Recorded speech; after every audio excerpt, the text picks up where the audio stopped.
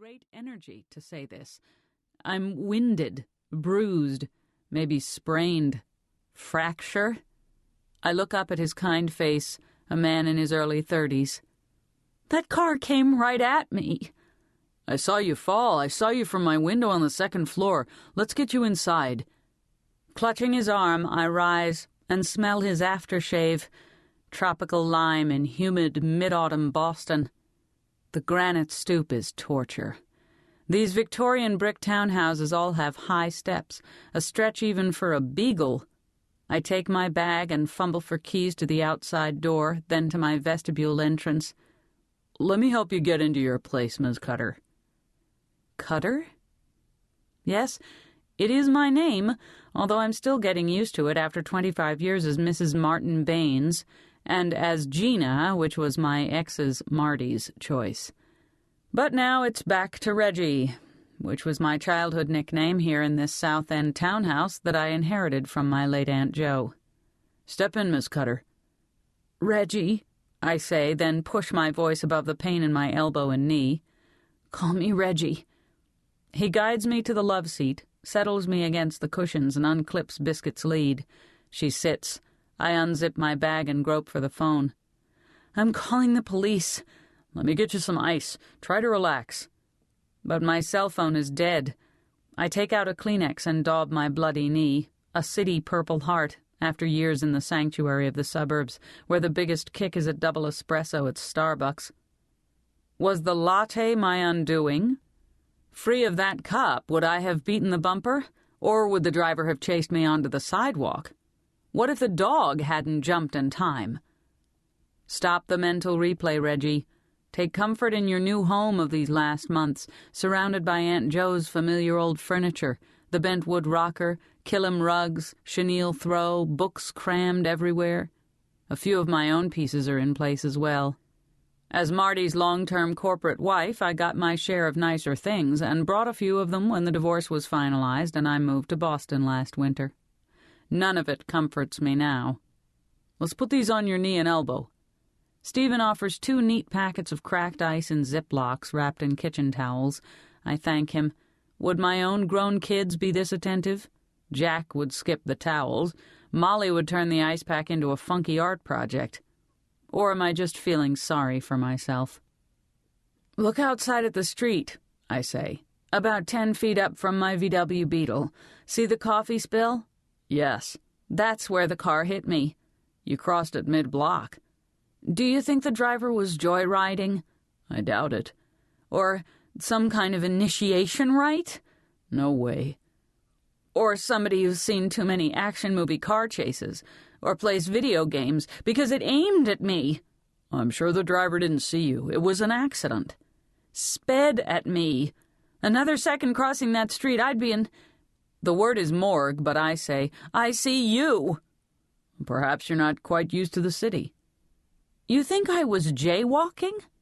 He points at my scuffed, dirty handbag. A little saddle soap. It should clean up nicely.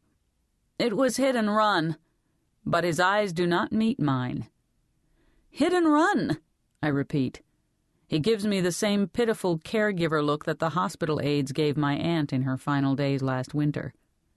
I'm calling the police right now. Why not give the ice a chance to work first? He faces me in Joe's rocker, obviously at ease in my late aunt's home. Well, that's why I agreed to the 6-month sublet, because Stephen Damelin knew my late aunt. Otherwise, I'd require the long-term tenant, a dentist, to meet his lease obligations while he tests experimental Novocaine in developing countries, meaning the parts of the world that Marty called emerging markets, as if those places didn't have actual names. Stephen, please hand me the phone on that table. I want to call the police. Actually, a certain detective. Your Aunt Jo's favorite detective? Is he yours now? My favorite? I'd never call homicide detective Francis Devaney anybody's personal detective. Not Joe's, and certainly not my own. Is Stephen Damelin being ironic? The detective is an acquaintance, I said. It's on a professional basis. So you work for cops, too? Are you a psychic like your aunt? What to say to this? Psychic, as you know, is a touchy topic. Skeptics sneer in disbelief, while true believers think you're an extraterrestrial. Both sides expect a Twilight Zone trick instantly. Your aunt told me psychic powers run in families. That's true, but abilities vary, Stephen. It's not like the TV shows instantly on and flowing like tap water. Jo was very advanced, probably because she embraced her sixth sense throughout her lifetime. A paranormal faculty needs, well, a certain cultivation. It's like use it or lose it. For me, it's a relatively recent thing. Let's say that I'm playing catch-up with my psychic ability. I have a learner's permit. But you're the next generation of Cutter psychics.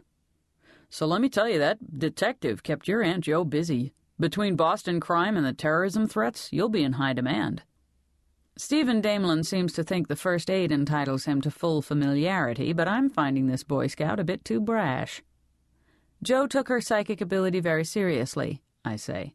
She considered it a great responsibility. It was as serious as her teaching career. Oh, yes, I know. You see that glass bottle there on the top bookshelf?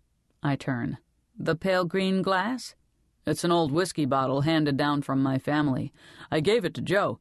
That's when I found out she was psychic. She said when she held it, the bottle gave her a picture of people yelling, and a skull cracked, too. Oh. But she accepted the gift because she also felt strong currents of hope. She said teaching high school was an act of hope, too. He shrugs. I mean, whatever. I'm from an old mill town north of Boston, and it was just a bottle around the house when I was a kid. I thought your aunt would like it. She liked old stuff. The psychic reaction? It was like an allergy. He sounds too flip. Jo Cutter never trifled with her psychic power, I say. Until her final days, she used her sixth sense for the cause of criminal justice, and was equally committed to social justice. To her, the two were entwined, and her community activism was legendary. That's how you met her, right, Stephen? This is a prompt. I want to hear him recite what I already know from my realtor friend's background check on this man, who is a financial analyst needing a place for a few months while his new condo is renovated. Stephen pushes back his thick chestnut hair. His face is open and eager. That's right. I met Jo through the Big Buddies mentoring program. She's the reason I got linked up with Luis. We go to movies, shoot pool, sit together in the bleachers at Sox games. His mother works 2 jobs, no dad in the picture. How's that elbow? The cold feels good. Okay, anyway, I try to keep Luis in school, help him with homework projects.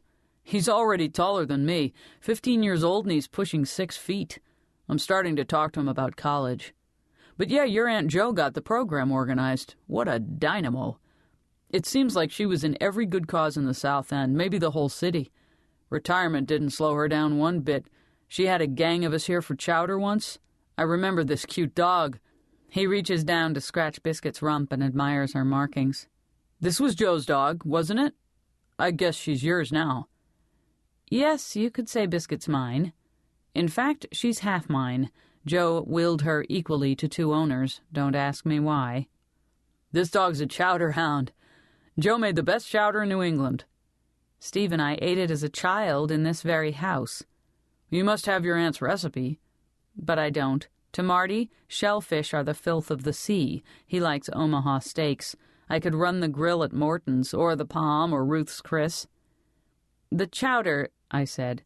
Jo made it by heart. The moment sags. Biscuit lies down. I shift the ice packs. Stephen says, Reggie, you're perfectly free to call the police, but do you really want the aggravation? Someone hit me. I'm a citizen. I have a duty. First duty to yourself. You're upset. You need to rest for a while. Resting isn't my style. The police need to know about the hitting. But I realize Stephen won't corroborate my story. He'll call it an accident and say I was jaywalking, in effect discredit me. Stephen, you've been wonderful, but I must let you get back upstairs to work. I have some things to do. Reggie, I tell myself, assert your authority as landlady. Is everything okay upstairs? Are you getting enough heat? It's toasty. Everything's great. Let me see your eyes, checking for dilation. I'm fine, but he plants himself in the rocker. So here's something to think about, Reggie.